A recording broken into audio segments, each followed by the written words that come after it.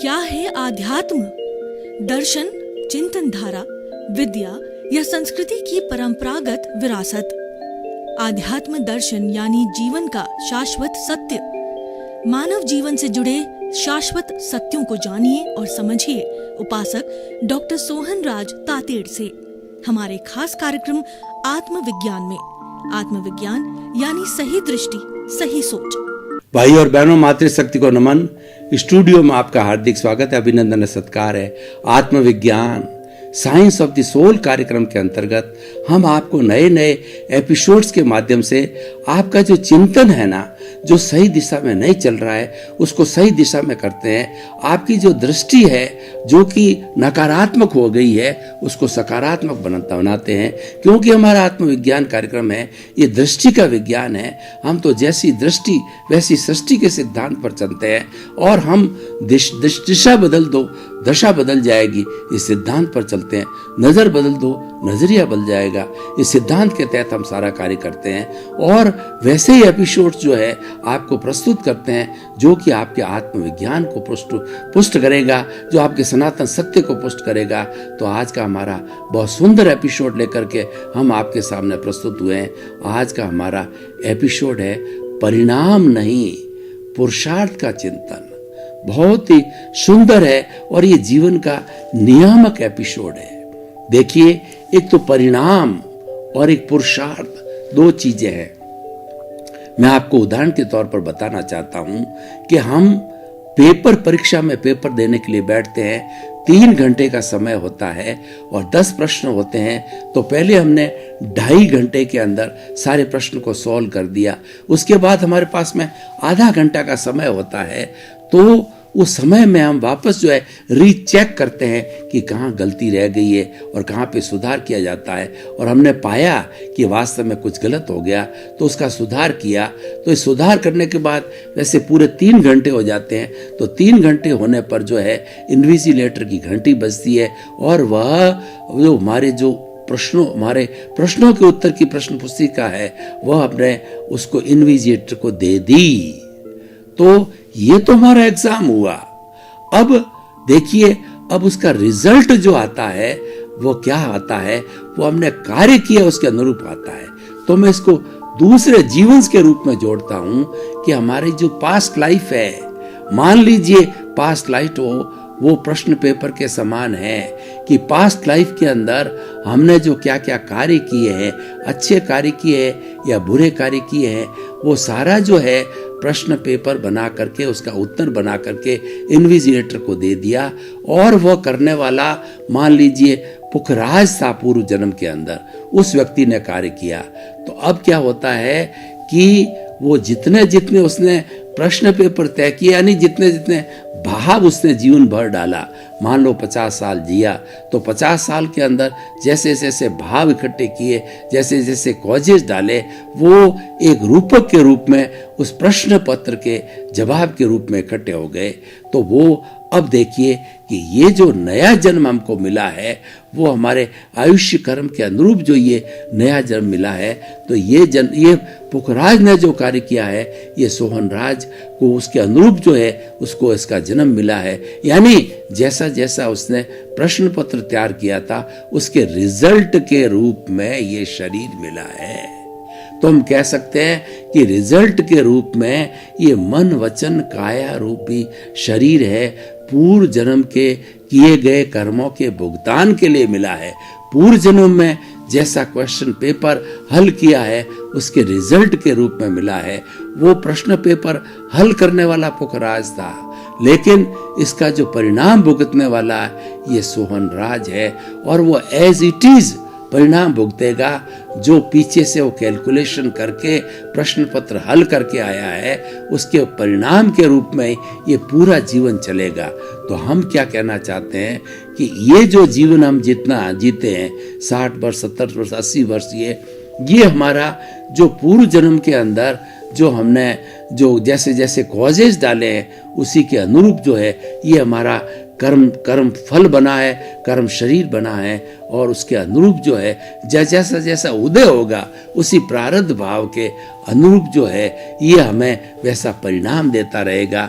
और हमें कोई स्वतंत्रता नहीं है उस परिणाम को बदलने की, क्योंकि हमारा जो आयुष्य कर्म है वो हमारे सांस के साथ जुड़ा हुआ है और आयुष्य कर्म फिक्स होता है।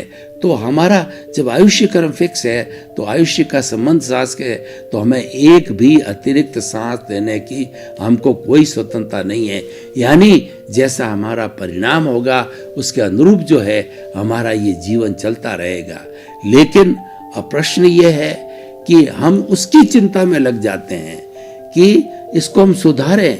हम तो पीछे से जो है पापोदय लेके आए हैं और पापोदय के अनुरूप जो है हमको झुग्गी झोंपड़ी मिलो, हमको दुख मिला, कलह मिला, लड़ाई मिला, झगड़ा मिला और रहने को पूरा पर्याप्त नहीं, खाने को पर्याप्त नहीं है। तो हम जो है अब उस पुरुषार्थ के अंदर लग गए कि हम ये प्राप्ति करें, लेकिन वह उसको परिणाम को बदलना हमारे बस की बात नहीं है और उसको हम पुरुषार्थ मान लेते हैं। उदाहरण के दूसरा उदाहरण दीजिए कि कोई भी व्यक्ति जो है वह अच्छा पुण्य कमा के आया, उसको घर, अच्छा परिवार, धन संपत्ति सब कुछ मिली है और लेकिन उसके जीवन के अंदर जैसे भारत का प्रधानमंत्री बनना उसके जीवन में नहीं लिखा है, लेकिन उसके पास में सारी व्यवस्था है, सारा साधन है और वो चुनाव भी लड़ता है, एमपी का जीत भी जाता है और फिर कोशिश करता है कि मुझे जो है मैं तो प्रधानमंत्री बन जाऊं। जब उसके बनने का उसके अंदर योग कहिए या परिणाम के अंदर या जो पीछे से लेकर आया उसके अंदर उसका कोई जो है ही नहीं बनने का, तो वह परिणाम को बदलना चाहता है। परिणाम कुछ है, परिणाम को एक्सेप्ट करना चाहिए, बदलने के अंदर अपना जो है समय नहीं लगाना चाहिए। यानी जो कुछ भी हमारे जीवन के अंदर घटित हो रहा है उसमें दुखी होने की आवश्यकता नहीं है, क्योंकि ये किसका किया हुआ है, ये स्वयं मेरा ही किया हुआ। पुखराज ने किया था और सोहनराज भुगत रहा है, लेकिन करने वाले में प्रेजेंस भी आत्मा की थी, भुगताने में प्रेजेंस आत्मा की होगी। और जैसे अब ये सोहनराज कॉजेज डालेगा तो वैसे कॉजेज जो है आने वाले समय के अंदर जो भुगतेगा, कोई यशवंत राज नाम का व्यक्ति भुगतेगा, तो वह तो भुगतने वाला उस रूप के अंदर होगा। डालने वाला अलग है, भुगतने वाला अलग है, क्वेश्चन पेपर देने वाला अलग है, परिणाम पाने वाला अलग है। ये तो अलग अलग जो है वो कर्मों के जैसे जैसे भाव कर्म होते हैं वो अगले जन्म में द्रव्य कर्म के रूप में बदलते हैं, तो चलता रहता। लेकिन तीनों अवस्था के अंदर भूत, भविष्य और वर्तमान में प्रेजेंस एक ही होती है, वही हमारा अस्तित्व है। उस अस्तित्व की जानकारी करना पुरुषार्थ है। तो मैंने तीनों स्टेजेस को बताया, भूतकाल की कि करने वाला कोई है, वर्तमान में भुगतने वाला कोई है और भविष्य के अंदर आज के जो चार्जेस, जो कर्म परिमाण चार्ज किए हैं, अगले जन्म के अंदर वो वापस जाकर के जो द्रव्य कर्म बनेंगे तो भुगतने वाला कोई और है। पर तीनों के अंदर कॉमन जो चीज है वो हमारा स्वरूप है। उस स्वरूप की प्राप्ति करना, उस स्वरूप की जानकारी करना वो पुरुषार्थ है। ये मुख्य ध्यान बनने की है। लेकिन इस चीज का जो है व्यक्ति को श्रद्धा कैसे जमे, वो ज्ञान से जमेगी। वो ज्ञान प्राप्त करने के लिए हमें किसी ज्ञानी पुरुष, हमें कुछ जो हमें जीवन के अंदर हमें गुरु की तलाश करनी पड़ेगी। गुरु की तलाश करना जो है एक पुरुषार्थ है। स्वामी विवेकानंद की कुल उम्र 36 वर्ष की थी। हालांकि उनके घर की परिस्थिति और संजोग बहुत विपरीत थे। उनके घर में भाई बहन बहुत ज्यादा थे और आर्थिक स्थिति कमजोर होने कारण दोनों समय की उनको रोटी भी उपलब्ध नहीं हो पाती थी। लेकिन फिर भी वो तो जो है बहुत बड़ा प्रारब्ध अपने साथ में लेके आए थे। बहुत बड़ी जो है वो उपलब्धियां उनके जीवन के अंदर उन्होंने पिछले जन्म में घटित की थी। तो इस जन्म के अंदर उनके मन के अंदर ये तड़प आई कि नहीं, मुझे तो जो है वो ज्ञान को प्राप्त करना है, तो मुझे ज्ञानी पुरुष को ढूंढना है। तो ढूंढते रहे, गुरु को ढूंढते रहे कि गुरु से ज्ञान लेना है। तो गुरु को ढूंढने के बाद में उनको कोई गुरु मिला नहीं। लेकिन उनका समय आया जब उनका जो है वो पुण्य कर्म उदय में आया, तो उनकी भेंट जो है वो स्वामी रामकृष्ण परमहंस से हुई। तो प्रथम दृष्टवा स्वामी रामकृष्ण परमहंस ने जो है विवेकानंद जी को देखा, विवेकानंद ने स्वामी रामकृष्ण परमहंस को मिला, गुरु को शिष्य मिला, शिष्य को गुरु मिल गया। उसके बाद में एक जो कन्याकुमारी की के अंदर ये घटना घटित होता है, वहीं पर जो है उनका ये आश्रम बना और वहीं पर उनको गुरु मिले थे। और वहीं पर जो है वो गुरु ने कहा कि मैं तो काली का भक्त हूँ, स्वामी रामकृष्ण परमहंस ने कहा, और तुम जो है उस काली माँ से मांगो कि तुम्हारी आर्थिक स्थिति अच्छी हो जावे, सभी भाई बहनों को समय पर खाने को भोजन मिल जाए, तो तुम उससे जो है आर्थिक स्थिति सुदृढ़ करने के लिए धन दौलत मांगो। तो स्वामी और जो है वो विवेकानंद जो है वो मंदिर के अंदर भीतर गए, तो भीतर जो है वो काली माँ का दिव्य स्वरूप देखे, चकाचौंध देखी, तो उसके अंदर अर्थ पाने की स्थिति को तो भूल गए, लेकिन जो है उन्होंने मांगा कि हे माँ मुझे एनलाइटनमेंट लो, मुझे अमृतत्व की प्राप्ति हो, मुझे एनलाइटनमेंट पे हो, मैं अपने स्वरूप की प्राप्ति कर सकूं, दुनिया को कुछ दे सकूं। तो उन्होंने जो मांगा और उनको मिल गया, और उसके बाद के अंदर उनको ज्ञान की प्राप्ति हो गई, उनको गुरु मिले। गुरु गोविंद दाऊ खड़े और काके लागू पाए, बलियारी गुरु आपने और गोविंद दियो बताए। तो स्वामी रामकृष्ण परमहंस एक गुरु के रूप में थे, और उन्होंने जो है गोविंद को बताया, यानी देवी के दर्शन कराए, तो वो गुरु प्रथम हो गया। इसीलिए हमें गुरु के बिना ज्ञान नहीं होता है, गुरु की हमें सेवा करनी चाहिए, और सेवा से जो है हमें ज्ञान की प्राप्ति करनी चाहिए। तो भाई और बहनों, हम जो ये आपको बता रहे हैं कि ये सारा जो हमारा संसार का जो है ना, वो सबसे बड़ा जो कार्य होता है पुरुषार्थ, परिणाम को बदलने का हम पुरुषार्थ करते हैं, ये हमारा मिथ्या ज्ञान है, ये हमारा अज्ञान है। क्योंकि ये जो शरीर है पूर्व जन्म के कर्मों के भुगतान के लिए मिला है, और ये तो भुगतान अपने तरीके से करता रहेगा। ये तो जड़ है, और ये जड़ का कार्य करता रहेगा। इसके साथ भी जो राग द्वेष रूपी जड़ जुड़ा हुआ है, वो जड़ ही जड़ को जोड़ता है, और जड़ ही जड़ को काटता रहेगा, भुगतता रहेगा, चार डिस्चार्ज चलता रहेगा। ये हमारा पुरुषार्थ नहीं है।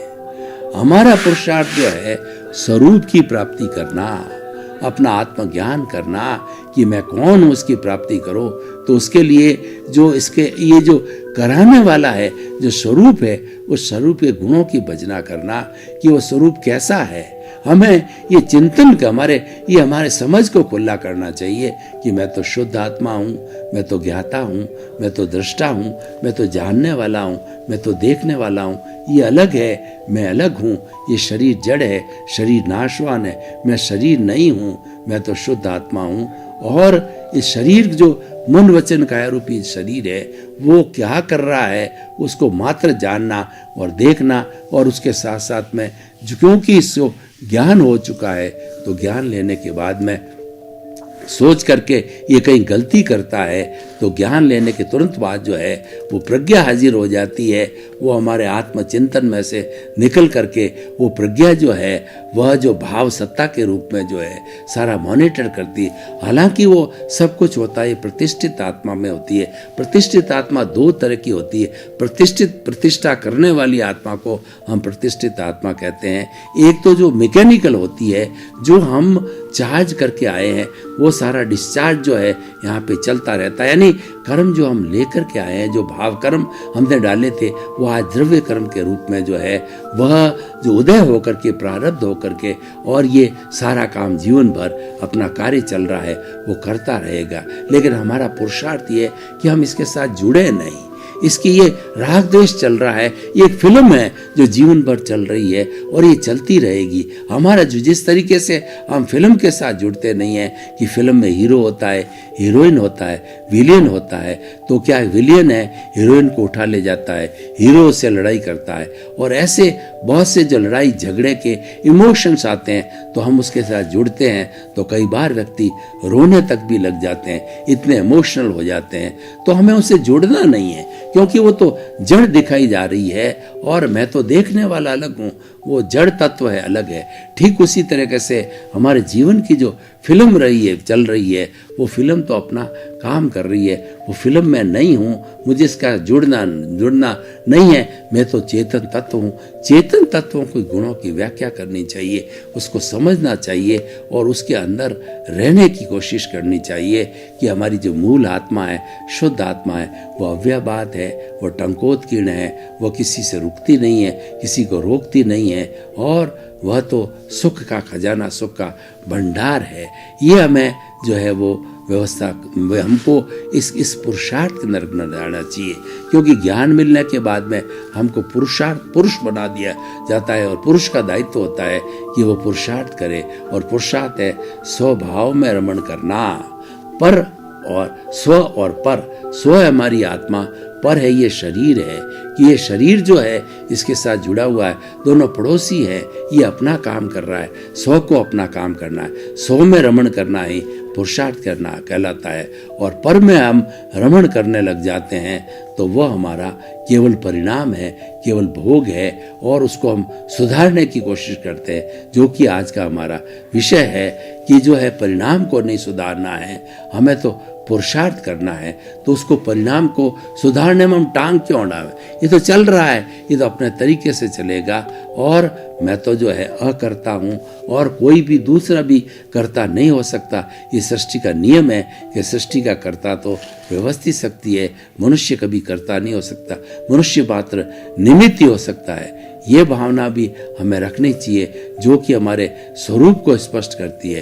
स्वरूप को स्पष्ट करने वाली हर भावना से हमें चिंतन करना चाहिए और जो परिणाम हम लेकर के आए हैं और परिणाम जो चल रहा है उसके अंदर हमें दखल नहीं करनी चाहिए। हमें कोई तरह का डिस्टरबेंस पैदा नहीं करना, क्यों हमारे हाथ में नहीं है। जब हम जन्म लेते हैं तो हम कुदरत के ताबे हो जाते हैं, फिर हमारी कुदरती रचना हमारे पे लागू होती है, कुदरती कानून लागू होता है, तो हम जो है उसके अंदर टांग क्यों अड़ाएं। हमें तो जो मुख्य काम हमारा जीवन भर का होता है कार्य होना चाहिए, वो कार्य है अपने स्वरूप की प्राप्ति करनी, यानी अपने पुरुषार्थ की प्राप्ति करनी और उसके अंदर लीन हो जाना ही ये पुरुषार्थ कहलाता है। तो भाई और बहनों, हम जो ये एपिसोड आपको बात बता रहे, परिणाम को नहीं बदलना है, हमें तो पुरुषार्थ करना है। जो कुछ भी हमारे जीवन के अंदर घटित हो रहा है, सुख या दुख हो रहा है घटित, वो हमारे हाथ की बात नहीं है। ये तो पूर्व जन्म के अंदर हमने कर लिया था और हम जो है वो पूर्व जन्म के अनुरूप ही जो है हमको परिणाम मिल रहा है। तो हम तो पुरुषार्थ करो। पुरुषार्थ है स्वभाव में रमण करना।